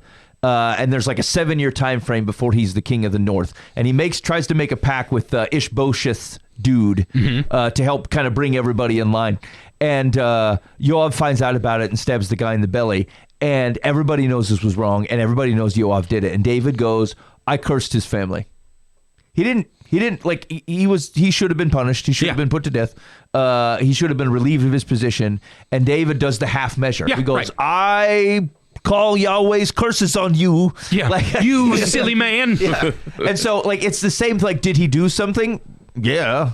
But did he do the righteous thing? Did you clear out what should have been done? No. Yes, that's right. He did not. And that's exactly where I'm at. I've done the half measure that went on Buva's effort. I can get to 400. I've lost 270 pounds, and like I said, I'm healthier than I've ever been. But I sure ain't a poster boy for health, and I'm certainly not showing off like I'm trying to stick around for my wife and for my daughter. Like, I'm sure not showing up like I don't go to that stuff for comfort. Like, God has given me good things to go to, and it's not this. And he's flat out called this out, and I think the half measure is fine, and it's absolute horse crap. Yeah. All right. I think mine's a little more hidden. Yeah. Maybe culturally acceptable. Yeah. And it was really when Mike, when you were talking, it kind of like that's what I was trying. I couldn't think of anything because we blind ourselves. I mean, not because I'm not good. I just we justify everything. I pretty much got my life together, and I don't know what's wrong with you guys. But honestly, like I don't rest well. Yeah, sure. Because I think and it's not that I think I'm Superman or that I'm the only one who can do things. But I sure act like it. Yeah. You know, I want, and part of it is because I want to do everything. I love everything. I love life. I love ministry. I love kingdom work, and I want to do it all. And I want to do it every day. And I don't want to stop. I don't take vacations. I don't take days off. I don't, and it's really unbiblical. Yeah. Yeah. Right. But I think, but it's for good. It's for God. That's right. Right. I'm doing God's stuff. It's accomplishing the ends that God wanted, and so so therefore I'm exempt. Yeah. Yep. From Shabbat. I think I want to go opposite that a bit and say that my Yoav is that I'm satiated, that I'm content. To build a little bit off yours too, is that for a long time, for the last 7-8 years, I've been content. I haven't been focused on growth. I've been gifted. I know, Buva, you talked about no as an answer to a prayer, but I've been gifted a lot of yeses. I've had a lot of prayers answered and equipped to go out and do God's work. But I was content that I was just okay with where I was at. I didn't need to grow. I was accomplishing what I needed to do, and I was satiated. I didn't need anything else. And I was just refusing the opportunities he was giving me, even when he was answering those prayers and giving me everything I needed to go forward and to make the next move, to step forward into his light, into his mission. And I was just choosing, this is really comfortable. I like where I'm at. I like what I have earthly. I like what I'm getting. I like what I'm on track for. And so that was a really, really hard thing to step into and give up and kind of give to God. Sure. Yeah. Yeah. And it's got the same thing to it, which is like there's a risk on whatever the thing that provides you comfort, whether it's stability or whether it's it's motion. Or whether it's food or whether like heaters or like whatever it is, like why felt like a weird de-escalating thing that went down. Always a joke to you guys. I like the way he put it earlier, though, that you were scared that what you would give up wouldn't be replaced. It wouldn't be replaced by something better. Totally. Replaced by something good and godly. Your comical sins. So, Well, no, I think there's something about looking at this perspective and going like, it is a trust thing. Like it is flat out a trust thing going like, this seems to be working. And there's just this part of my mind that says, yeah, but let's not put this one to the test. Let's not mess this up. Like let's not push this one on this. Cause like God, this is a space that I've kind of got a handle on, or whatever we consider to be a handle on it, when it's absolutely not. And like we go, all right, God, we've got this one. Like we don't need to open this one up to you. And he's like, no, I want everyone. I want all of it. I want every bit of it. I want every bit of your life. I want every door open to me. I want to inhabit every space in this. And like, I want your whole life to be permeating that you are my child, and like my light shines out and in.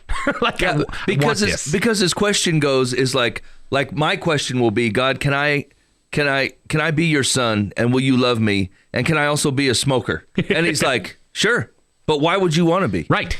right? Can I be your son and do all the things that you ask me? And will you still love me if I continue to be a healthy eater? And he's like, sure. But why would you want to be? Why would you want to do any of those things? Dan's like, can I work all the time? God's like, sure. But why would you want to? Let me show you what this looks like, how I designed it to be. Just a little bit off the mark from what I want for you. Yes. You're trying to make caveats for our relationship. And God's like, relationship covered. I'm inviting you to freedom, and you're saying, do I have to go? Yeah, it almost is like if you think of so Adam and Eve get booted out of the garden because they wanted wisdom for themselves. God wanted to give them wisdom. Yeah. He's like, I want to be the provider of you wisdom. You took it on your own. We could take it for ourselves. Yes. Yeah. Now look at Look at his reaction to Solomon. In all his fallibilities in the future, Solomon asks for. He goes, I want your wisdom, Yahweh. It's the thing he gets right. Yep. Right. And so I think one of the only things. Right, it goes downhill after that. But when he asked for God's wisdom, God provided him all the other things that went with it. Right, he got the riches and he got all the things around him. And so then, if I think about it, what am I keeping off the table? Where it's like, Yahweh, I take all of your wisdom, except for I'm not interested in your opinion and wisdom as to whether I should eat this whole plate of brownies or not, or whether it's okay to say I get better, I have better relationships with my wife when I take sexual satisfaction looking at other things, or I don't really want to listen to your whether I feel it's right to be angry about this thing, and so I'm not asking for your wisdom here. And so there's all these places where the very thing that creates the blessing from Yahweh, which is I just want to delight in your wisdom and my whole life is open to it. The question is what did you carve out and go, I know I should have gotten rid of Joab, but he's pretty effective for me in these situations, and so I think I'm going to hold on to it and not do it how you would have me do it. Yeah. And then we'll see how that works out. It does not. Yeah. Right. It goes poorly. It goes poorly. You're listening to Live from the Path. Thanks for hanging out with us today. But we were going to talk about God said no to a prayer. Yeah. Are you free next show? I can try to be. Yeah. Maybe. Well, it's at some point in the future. Yeah. We'll talk about it. Okay. Mike, let's do some advice then. Okay. Dear Live from the Path. My daughter is asking me to apologize to her boyfriend, quotes Harry, for yelling at him when I was helping them move 6 years ago. Joab much? I had traveled 250 miles to help. The day of the move, Harry didn't take the day off work, so he wasn't there to help. They had a second floor unit with no elevator. When he finally did show up, he proceeded to slow walk, taking out the recycling stuff. At the new place, Harry helped somewhat, but when the food was delivered, rather than continue to help, he decided to sit down and eat while the other two helpers and I continued moving stuff in. This was 10 hours into the move. That's when I lost it. I yelled at him for not helping more. All he had done in his relationship with my daughter was go to work, come home, and play video games. He didn't help around the house or show any interest in helping with their son. Over the last few years, Harry has changed somewhat in helping with his son, but my daughter now... Sorry. Oh, no. But my daughter now feels stuck in the middle and wants me to apologize to him for yelling. I have made no disparaging remarks about him since. I even liked some of his posts on Facebook. I haven't gotten over it, but it seems Harry I have gotten over it, but it seems Harry hasn't. I told my daughter he needs professional help. The last time I visited, he stayed in a hotel for the weekend. My son says it should be an apology going both ways and should come from Harry first. What do you think? Okay, I'm gonna give the simple part, and then we can probably talk about the rest. Yeah. If you were in the wrong, you should apologize for the thing you were in the wrong about, regardless of whether he does so or not. Right. I just square the situation to any extent that you were wrong. I'll give you an example. In fact, I owe an apology today. I was in my house and my wife was talking to my kids, and one of them walked away and picked up their phone and started looking at it. And I raised my voice. And I was more the reason I raised my voice, she shouldn't have done that. But the reason I raised my voice about it is this is a kid who just cannot read the room. And this is the phone thing is a constant problem anyway. And this is the triple wrong time to do it. And so it was stupid. It was a stupid thing to do. Okay. But I'd overreacted at least slightly. The thing I was saying was right. I went from 0 to 6 when I probably should have gone 0 to 3. And so anyway, I need to apologize to her, not because I was wrong in the content or that she was not mistaken. She very well was. I just overreacted a little. Sure. And so I owe an apology, regardless of the fact that she was also wrong. And so I submit that to the extent if you lost control of yourself or should have handled it differently, it's perfectly fine to say that. And I think you should apologize where it's appropriate. Don't hinge it on someone else. Either you owe the apology or you don't. That's fair. And so I would start there, and then you can talk about, like, there's all kinds of other rickety things about this particular situation. But, like, at its core, if you owe an apology and you know you do, then you should just go do it. Yeah, this guy seems like a real buffoon in many ways. Like a buffoon. Like, absolute buffoon in a lot of ways. I'm glad he's doing better. That seems to be a happy deal. It seems weird that, like, 6 years later, this is the only thing. I don't know if I would ever be in a place where, like, I'm not willing to stay in the house where my girlfriend's or potentially wife's mother is coming in because she yelled at me 6 years ago. Yeah, that's weird. So I wonder if more is complicated the situation. But still, totally fair. Yeah, you should apologize for yelling at the dude. It sounded like there was all of the things to make you be stressed and angry. It doesn't mean you need to yell at the guy. Like, it could have been something you had a conversation about afterwards. Be like, hey, like, we're all still working and you're eating. Care to comment on that? Now, here's the thing. I did think, though, like, regardless of whether you think he's wrong, when the food arrived, I mean, you could also stop and eat. That's also what I was thinking, too, is, hey, you should just sit down and eat some pizza, too. See what Harry does. Yeah. I have a feeling that he would have just been like, cool, guess the move's over, guys. And he would have never gotten up. But, yeah. I think the mom needs to apologize to the boyfriend for not yelling at him for having sex with her daughter without marriage and having children. Yeah, we're on And the then wrong yelling track here. again because he's a lousy slackard. And yelling at her for having such poor choices. Yeah. She has a lot of yelling to do. Yeah. That's true. Dan's coming in with the other end. He goes, you should never have stopped yelling. I'd still be yelling. You invested in the wrong thing, really. It's like, if you're going to be righteously if I'm angry. going to be angry about it, I don't give a crap about this moving situation. Yeah. Harry, you suck as a human. And this is just one outlet of that. Yeah, it is a little rough to, like, you're helping them move in together. They already had a kid at the time. The guy seems like a real pansy. And 6 years later, they still ain't married. And That's what it seemed like. He's still holding on to this he's a situation. worse loser. And he's a little bit better now because he does something better, like helps take care of the kid, it sounds like, when the kid's potentially 6 or 7 now, and there's a lot less to do. Just being honest about the situation, like it's not diapers and holding on to the kid 24/7 like it was when they were a baby. Yeah, it's just forks and outlets now. Yeah. Just forks and outlets now. Mike, when are you writing a book on parenting? I'm super excited for that one. Chapter 4. It's forks and outlets from here on. I'm going to tell you right now, there's zero parts of the way this household is running that makes any sense to me. Yeah, agreed. It seems odd at all counts. When someone that I'm mad at from 6 years ago says, hey, I'm going to fly into town, can I stay at your place? And my answer goes, sure, but I'm not going to be there. I'm going to pay for a hotel. Right. If you're going to fork out the money for the hotel, send mom there. Yeah, I'd be like, how about I stay at home and you stay at a hotel? Right, that seems weird. Yeah. I mean, He's probably cheating on her at the hotel. Yeah, this makes zero sense at all. With Fortnite.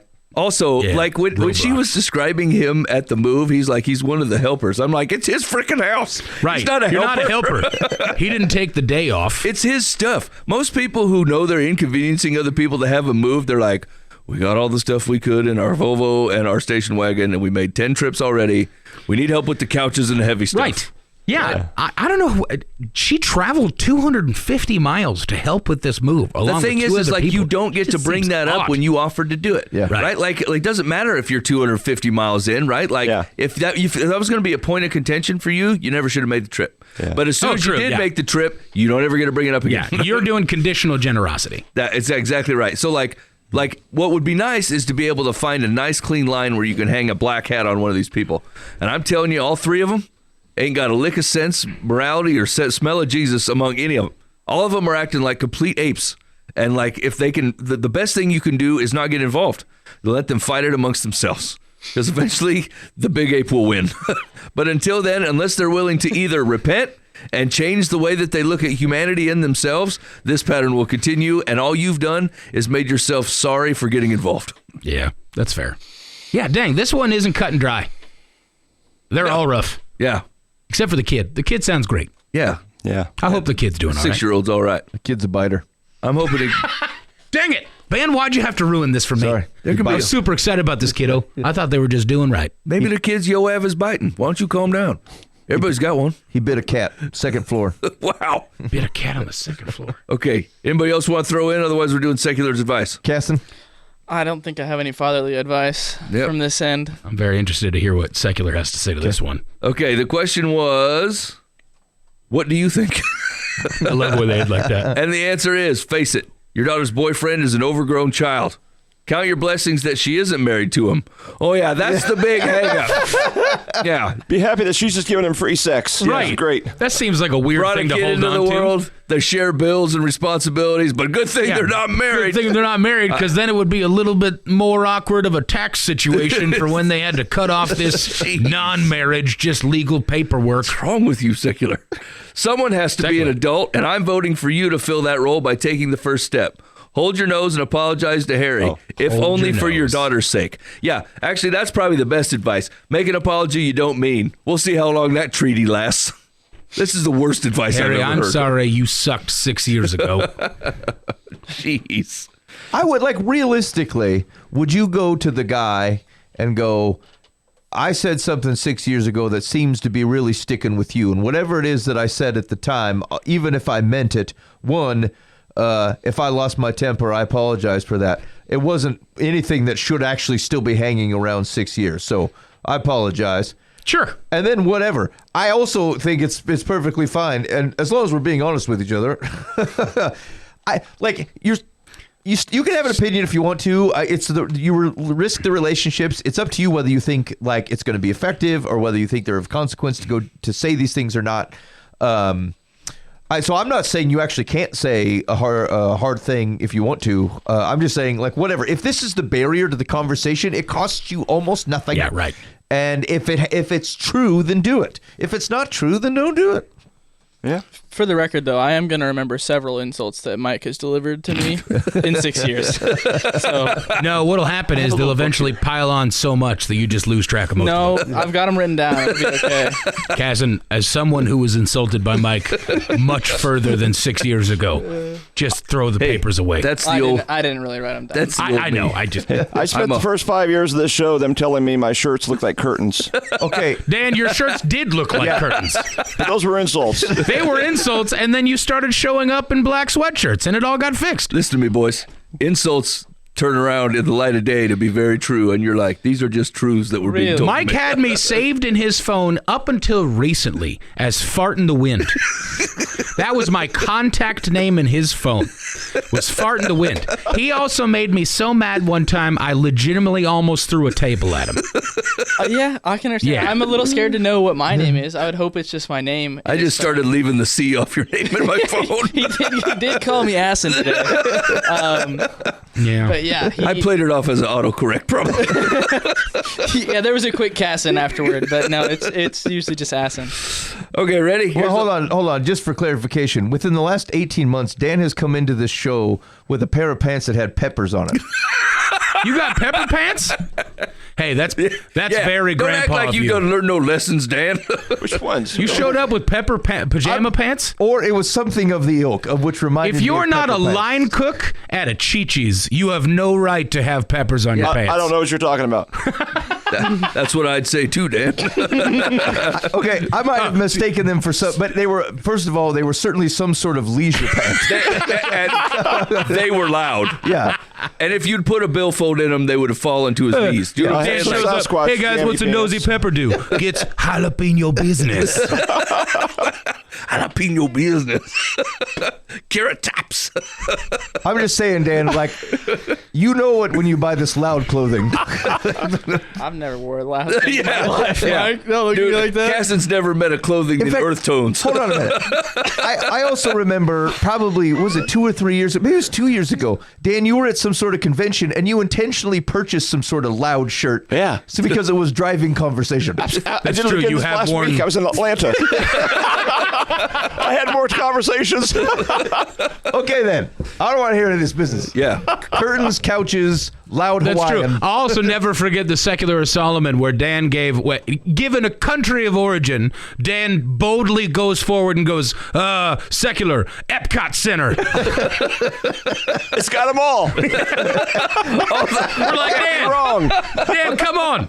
Hey, this justification makes way more sense to me on the second time around, and I think Dan should be awarded points. So, All right, Mike, give that makes me the winner. you can take him out of my pool. Okay, this one isn't funny like I was hoping. Ready? oh no. Dear Life from the Path. You can skip it. Should parents be allowed to send birthday invitations to school if only select students are the recipients of the invitation? I'm the parent. Sorry. This Who is- said this wasn't funny? Yeah, My this bad. is where the heart tugger comes Okay, in. sorry. I'm the parent of a very special needs pre-K child. Oh, no. Daily, I feel the heartache of her challenges and her desire for connection with others. On the parent Facebook group, someone recently posted about their daughter's birthday. It said those who received an invite should text the cell phone number listed for a change of plans. We never received an invite. Mm-hmm. Were we the only ones excluded? If I'm honest, my emotions may be particularly fragile when it comes to my daughter and inclusion. They are. I do think people should be able to invite only their friends. However, it seems to me that the discretion on the part of the parent who is hosting would be more polite and kind. Parents should make a point to know their child's friends' parents' contact information. Do you have an opinion? So the real crux of the thing, from this person's perspective, isn't that you could invite individuals. You don't have to invite everybody.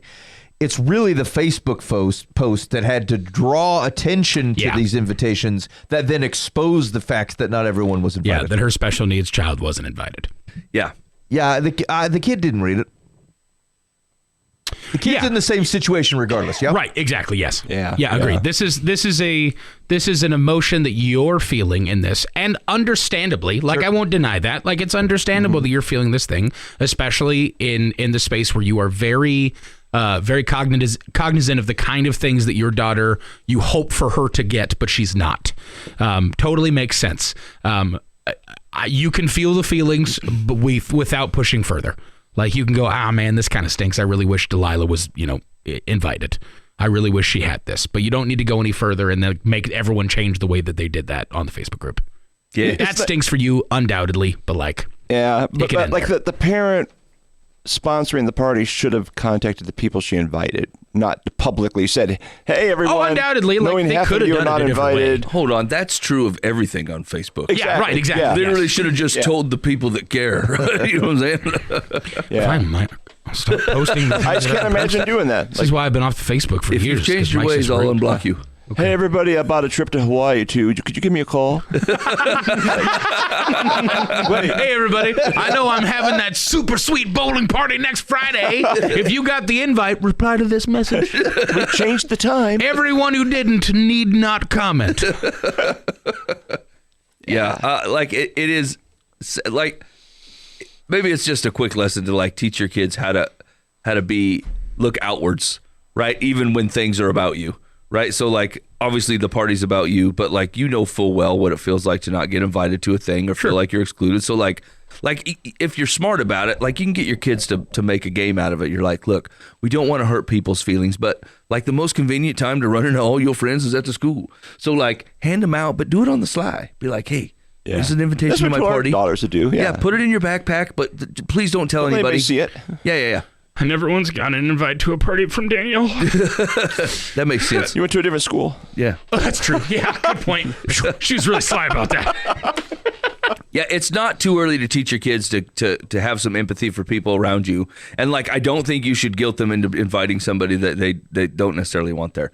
People have got to be able to have a respite, and usually it's their home, and it's okay to maintain some boundaries in there, right? Like, I don't have to invite people I don't like or who don't like me just to keep up with appearances. Yeah. So, And I want to clarify that we do have a picture with Buva at my daughter's 16th I was just birthday. thinking that, actually. I thought to myself, I was like, I think I was invited to some of 16. our parties, actually, I remember. as a matter of fact. okay, good. That's just Yeah, I was for the making a record. joke, but it ended up. Sorry for all you guys who didn't get invited. Ouch. Oh, man. My appendix hurts. I feel so much better about myself now. All right. I guess the other consideration is that, like, so it lacked tact, for sure. Sure. I think the Facebook post lacked some tact. Yeah. I also don't know if you're the world's manner police. Like, Yeah. So if they sent the invites to school and you weren't aware of this already, then the first thing worked, right? Right, yeah. And so your kid didn't find out. It's really the change of plans at the last minute. Maybe it feels like you don't know how to get a hold of everybody quickly. You're not sure maybe who your kid gave all the invitations to. Yeah. It may be actually they're like, I don't like this option, but it's the only one I have. I guess if you see a pattern of things and feel like you got to step in on it, I totally get that. I just don't know. It's a weird hill to die anything. on to be like, you should know the contact information of your child's friends. But this is like preschool age, though. Yeah, right. Like, so this of course you would know that. But I mean, maybe the most convenient way to do it is this Facebook group, because there's like 12 kids in the pre-K class. Okay, this is not untrue, right? Like sometimes you think the people have more nuance and capabilities than they do. Yeah. But sometimes they don't own a fly swatter. They only own an elephant gun, and they shoot it for everything. I like that is most of social media. Right? Like, instead of having a nuanced, targeted approach with the sniper, you're in there blowing tanks everywhere and be like, hey, everybody, here's all the things about me all the time. And so, like, some people just don't have the wit or tact about them to actually know the difference in the thing that you're saying. You know what I'm saying? I just think it's important to not assume maliciousness. Just handle it with more tact than you think they've handled it after this. Because Even if there is malicious intent, like, I'm glad what you've done is write a letter to Secular, rather than like going on the tirade against the parents and making them all feel very uncomfortable in the situation.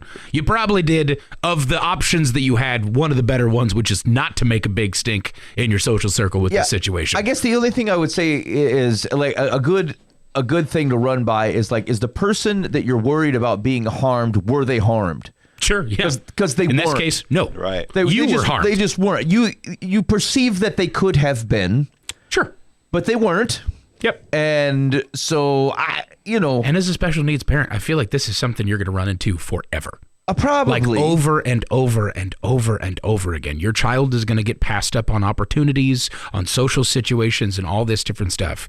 If you go to war or allow yourself to have all the fire heaped on you every single time, I'm so sorry for how your emotional battles are going to go over the next 15 years.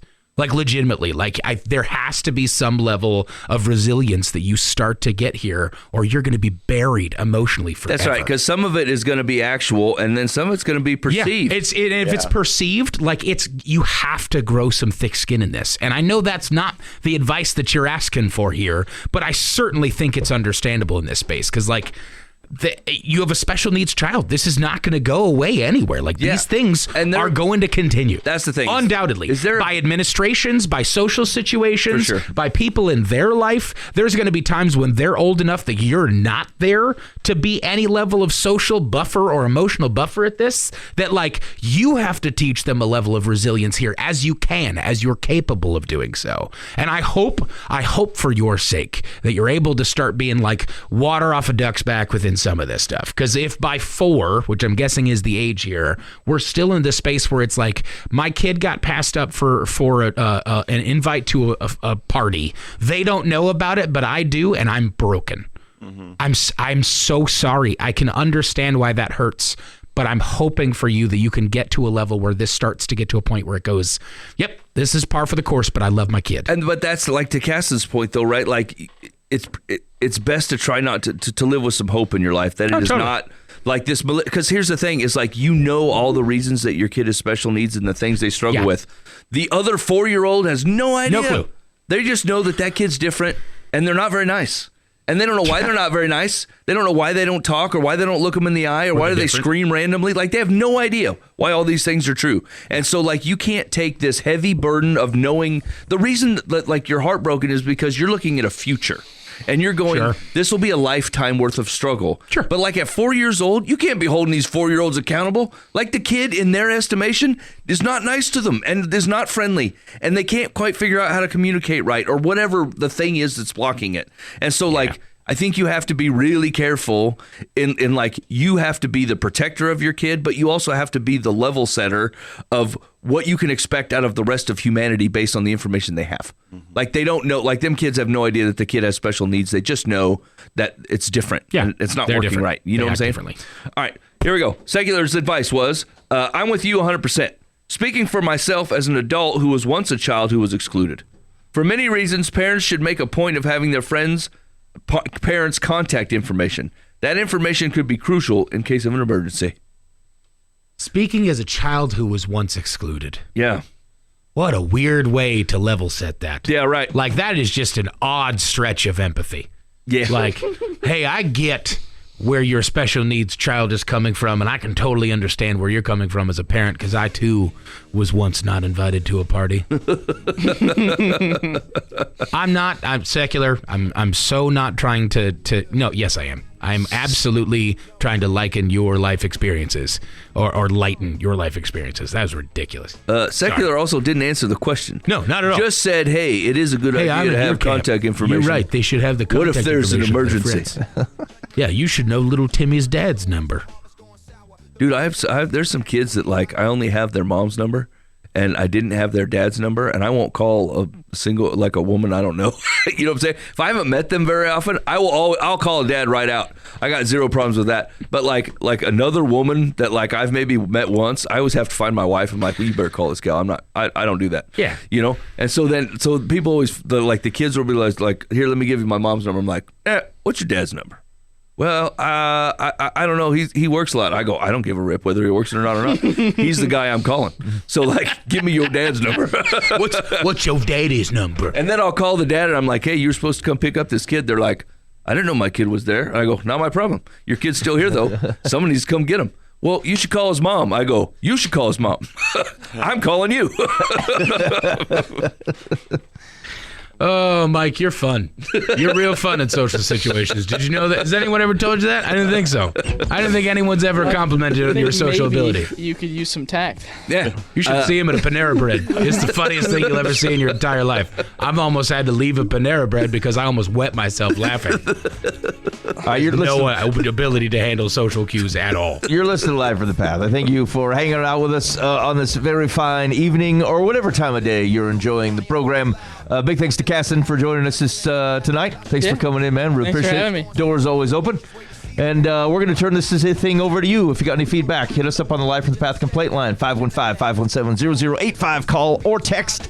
We'd love to hear from you. And in the meantime, God, you should be faithful to meet. God will handle the ends. You've been listening to Live from the Path. Purging with the blood, the prophets cry.